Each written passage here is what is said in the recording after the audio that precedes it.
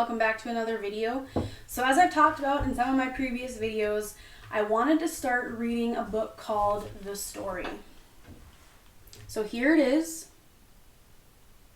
and I will put better pictures up for you of these things, okay? And this is, it says the Bible as one continuing story of God and his people. This is an NIV version, and it says it's forwarded by Max Lucado and Randy Frazee. So that is the book that I've been talking about for so long, you guys. So my plan here is I'm going to read, I'm trying to keep it into short videos. So the first video, I'm going to read 6 pages is what I have marked out. And I have a stopping point marked out that I think will work pretty good. So bear with me on this. This is my first video on this book. So I'm just going to go through and read these pages. And then same thing as what I do with my devotions. If I have thoughts as I go, I'll probably blurt them out. So I'm going to put up the pictures that are at the front of this book. And then at the bottom of these pages, there is a timeline. So I'm going to kind of show you here. There's a bit of a timeline right here at the bottom. I know it's tough to see, which is why I'm going to take a picture and I will insert it for you. So you'll see the first picture, which is the world of ancient Israel. And it'll show you pretty much the world in Bible times, to put it in layman's terms. And then the timeline of what we were reading. So I'm going to jump right into the first chapter, and it's called Creation, as you guys know, the beginning of life as we know it. In the beginning, God created the heavens and the earth. Now the earth was formless and empty. Darkness was over the surface of the deep, and the Spirit of God was hovering over the waters. And God said, "Let there be light." And there was light. God saw that the light was good, and he separated the light from the darkness. God called the light day, and the darkness he called night. And there was evening, and there was morning, the first day. And God said, "Let there be a vault between the waters to separate water from water." So God made the vault and separated the water under the vault from the water above it. And it was so. God called the vault sky. And there was evening, and there was morning, the second day. And God said, "Let the water under the sky be gathered to one place, and let dry ground appear." And it was so. God called the dry ground land. And the gathered waters he called seas. And God saw that it was good. Then God said, "Let the land produce vegetation, seed-bearing plants and trees on the land that bear fruit with seed in it, according to their various kinds." And so it was. The land produced vegetation, plants bearing seed according to their kinds, and trees bearing fruit with seed in it according to their kinds. And God saw that it was good. And there was evening, and there was morning, the third day. And God said, "Let there be light in the vault of the sky to separate the day from the night, and let them serve as signs to mark sacred times and days and years, and let them be lights in the vault of sky to give light on earth." And it was so. God made 2 great lights, the greater light to govern the day, and the lesser light to govern the night. He also made the stars. God set them in the vault of the sky to give light on earth, to govern the day and the night, and to separate light from darkness. And God saw that it was good, and there was evening, and there was morning, the 4th day. And God said, "Let the water teem with living creatures, and let birds fly above the earth across the vault of the sky." So God created the great creatures of the sea, and every living thing with which the water teems and that moves about in it, according to their kinds, and every winged bird according to its kind. And God saw that it was good. God blessed them and said, "Be fruitful and increase in number, and fill the water and seas, and let the birds increase on the earth." And there was evening and there was morning, the 5th day. And God said, let the land produce living creatures according to their kinds, the livestock, the creatures that move along the ground, and the wild animals, each according to its kind. And it was so. God made the wild animals according to their kinds, the livestock according to their kinds, and all the creatures that move along the ground according to their kinds. And God saw that it was good. Then God said, let us make mankind in our image, in our likeness, so that they may rule over the fish in the sea, and the birds in the sky, over the livestock and all the wild animals, and over all the creatures that move along the ground. So God created mankind in his own image. In the image of God he created them. Male and female he created them. I'm sorry if that makes you mad, but it says it right here. God created them male and female. Only two. God blessed them and said to them, be fruitful and increase in number. Fill the earth and subdue it. Rule over the fish in the sea and the birds in the sky and over every living creature that moves on the ground. I want to talk about that a minute. It really bothers me when people are not good stewards of what God's given them. We were given domain over all living creatures. And we were given domain over the earth and its vegetation and so on and so forth. I'm not a climate activist, if that's what you think I'm going to say, but I think that it's important when you are going to use the land, use the animals, do it in a respectful way.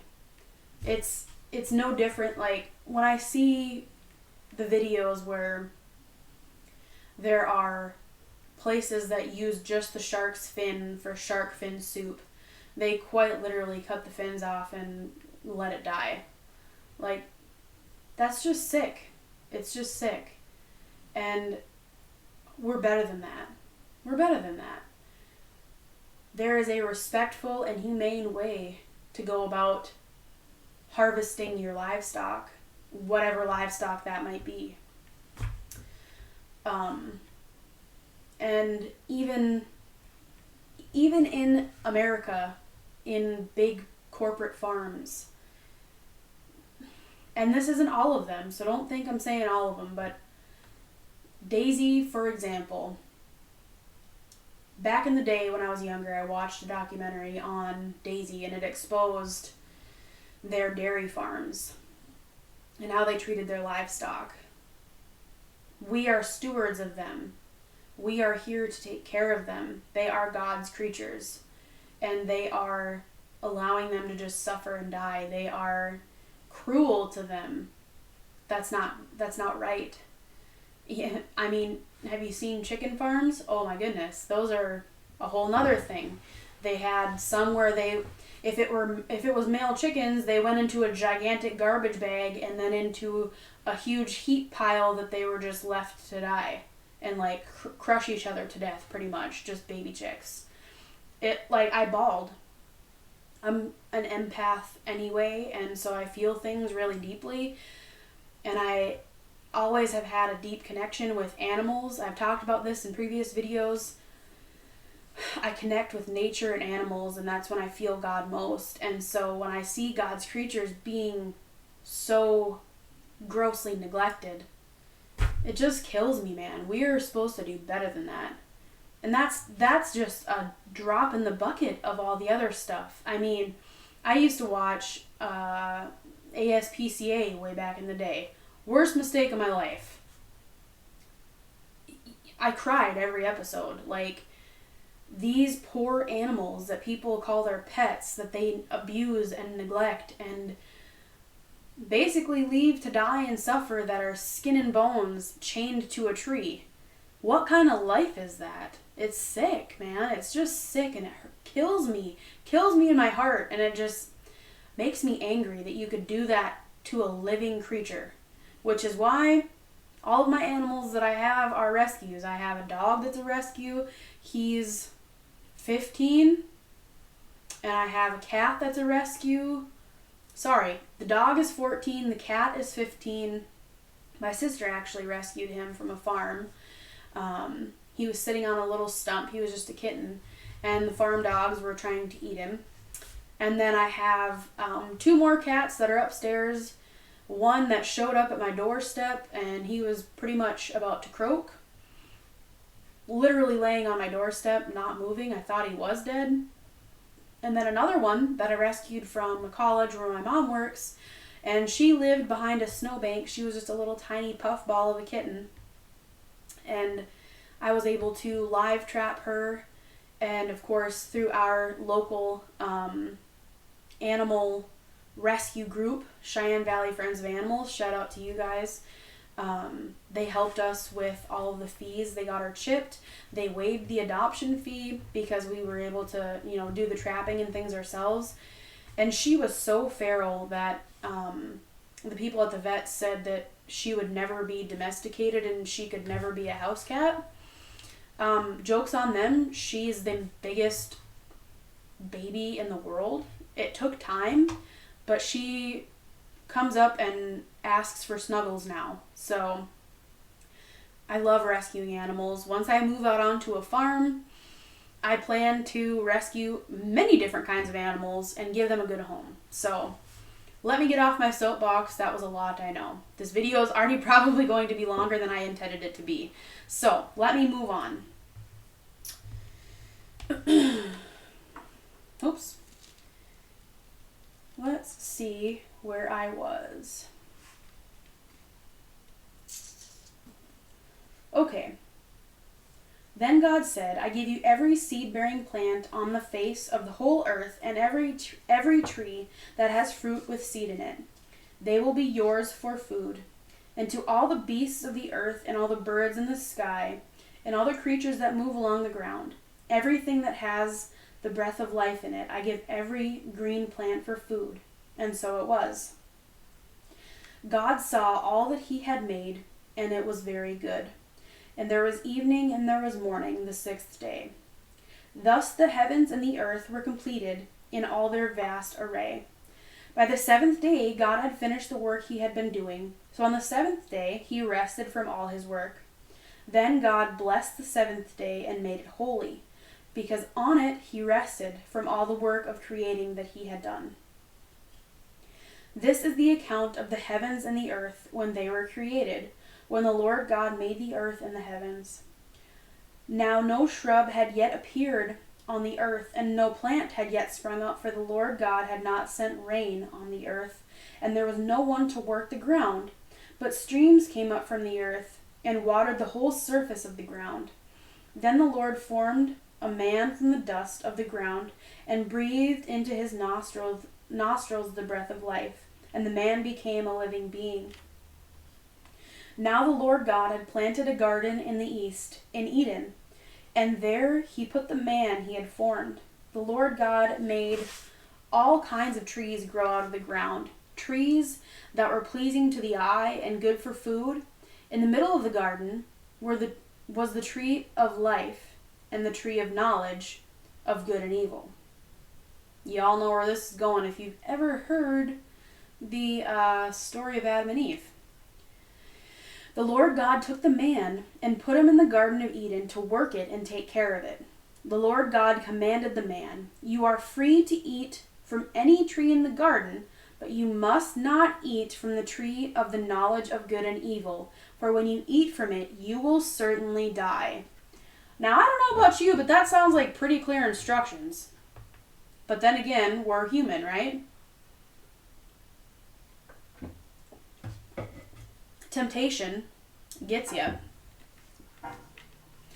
The Lord God said, "It is not good for the man to be alone. I will make a helper suitable for him." Now the Lord God had formed out of the ground all the wild animals and all the birds of the sky. He brought them to the man to see what he would name them. And whatever the man called each living creature, that was its name. So the man gave names to all the livestock, the birds in the sky, and all the wild animals. But for Adam, no suitable helper was found. So the Lord God caused the man to fall into a deep sleep. And while he was sleeping, he took one of the man's ribs and then closed up the place with flesh. Then the Lord God made a woman from the rib he had taken out of the man, and he brought her to the man. The man said, "This is now bone of my bones and flesh of my flesh. She shall be called woman, for she was taken out of a man." That is why a man leaves his father and mother and is united to his wife, and they become one flesh. Adam and his wife were both naked, and they felt no shame. God had created a beautiful world and filled it with glorious, diverse creatures. All of his creation, he singled out two humans to build a relationship with, Adam and Eve. These two people were blessed to share their paradise with each other and God. So why would they want anything else? That's a great question. Now the serpent was more crafty than any of the wild animals the Lord God made. This flippin' serpent, just wait till you hear what he does. He said to the woman, "Did God really say you must not eat from any tree in the garden?" And so the whispering of questioning God began, right? I think we all have had this in our life where you hear that questioning voice in your head. Did God really? I don't know, maybe. And it sucks because he's so crafty. And sometimes he's so crafty that you don't realize, and you realize not too late, but you realize so far into it, and then you feel stupid. So I try to remember that I'm human, and I try to remember that he's been perfecting his craft of being a shyster since the beginning of time, quite literally. And so to believe that somebody who's been on this earth for 27 years versus somebody that's been crafting mischief since the beginning of time, kind of got to cut yourself a break there and say, yep, sometimes you're going to be stupid and sometimes he's going to, hoodwink you. So cut yourself some slack. There's always forgiveness, and it happens to all of us. So don't ever think that you're alone in that. The woman said to the serpent, "We may eat fruit from the trees in the garden, but God did say, you must not eat fruit from the tree that is in the middle of the garden, and you must not touch it, or you will die." "You will not certainly die," the serpent said to the woman, "for God knows that when you eat from it, your eyes will be opened, and you will be like God, knowing good and evil." So it sounds to me like he continually twists what God says. Does that sound familiar to you? Because it sure sounds familiar to me, because the same thing is going on even in present time. When the woman saw that the fruit of the tree was good for food and pleasing to the eye, and also desirable for gaining wisdom, she took some and ate it. Really, Eve? Really? Did you have to do that? She also gave some to her husband, who was with her, and he ate it. Then the eyes of both of them were opened, and they realized they were naked. So they sewed fig leaves together and made coverings for themselves. So one of the things that I think is really interesting that my pastor said in a sermon a while ago, a lot of us blame Eve, myself included, for the fact that she gave it to Adam, but Adam, being the man, also has fault in that he did not tell her no. He did not try to lead her away from that. He was given the command first and was told, "Do not eat this fruit, for you will surely die." He knew just as well as she did, and he chose not to follow God's command. And so he has just as much fault in this as her, and maybe just a smidge more, because she was given to Adam as a helper, as his partner. And so throughout the Bible, the man is meant to lead the woman in a lot of ways in life, including spiritually. And so the fact that he just went along with it instead of saying, well, Eve, I think maybe we should not eat that, he also has some fault there. So I thought that was a really cool perspective that I wanted to share with you guys as well. Then the man and his wife heard the sound of the Lord God as he was walking in the garden in the cool of the day, and they hid from the Lord among the trees of the garden. But the Lord God called to them, "Where are you?" He answered, "I heard you in the garden, and I was afraid because I was naked, so I hid." And he said, "Who told you that you were naked? Have you eaten from the tree that I commanded you not to eat from?" I don't know about you, but I would be scared out of my mind at this point in time. If I had God coming at me and I'd broken the only rule he gave me, oof, Demeta, thank the Lord I was not Adam or Eve. The man said, "The woman you put here with me," come on, Adam, don't be blaming God for Eve. "The woman you put here with me," come on. "She gave me some fruit from the tree and I ate it." That's why I shared that little tidbit with you. Because Adam tries to push off some responsibility to Eve to say it's her fault.